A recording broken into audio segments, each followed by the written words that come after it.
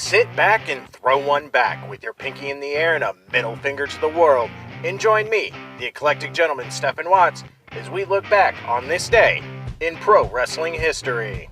But before we do, put that drink down, like, share, and subscribe, and without further ado, let's get our wrestling history on.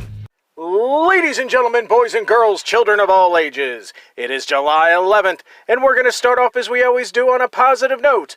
That's right, these are your pro wrestling birthdays.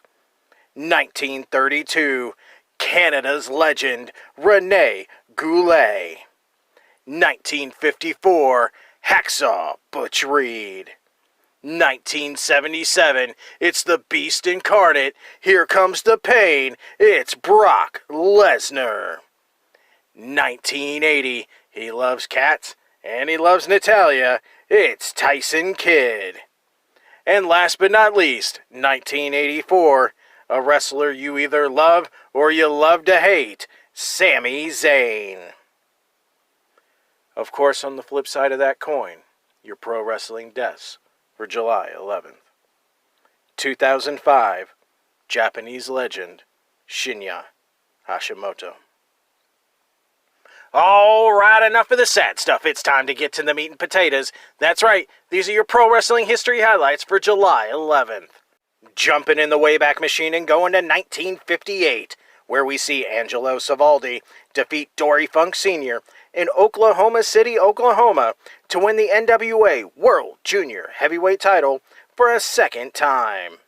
Grooving into the 60s, 1961, Gene Knitsky defeats Vern Gagne in Minneapolis, Minnesota, to win the AWA World Heavyweight title.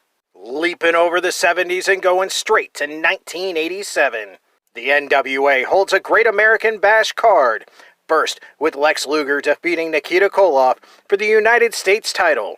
The referee was knocked out when manager J.J. Dillon tossed Luger a chair, which he used to knock out Koloff. He then put the unconscious Koloff in the human torture rack for the win. In the main event of that show, NWA World Champion Ric Flair defeated Jimmy Garvin in a steel cage match when Garvin passed out while trapped in the figure 4 leg lock. As a result, Flair won a date with Garvin's valet, Precious. But when the date occurred, Ronnie Garvin went instead, dressed as a woman, and beat up Flair.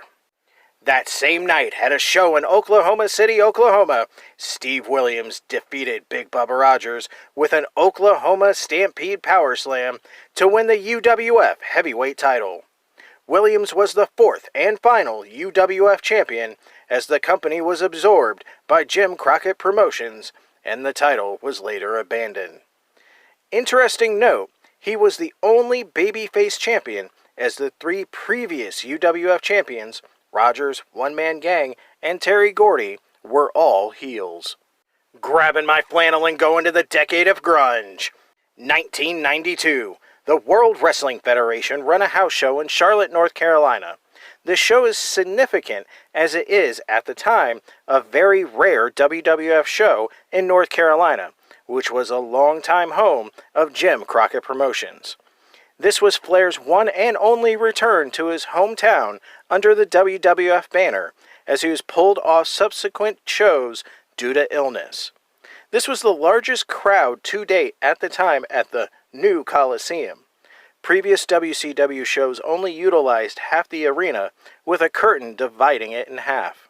In that main event, Ric Flair pinned WWF champion Randy Savage, but the decision was later reversed when Flair dropped a foreign object he used to pin Savage in front of the referee.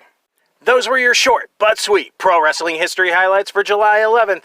I'm the eclectic gentleman Stephen Watts, and we'll see you tomorrow.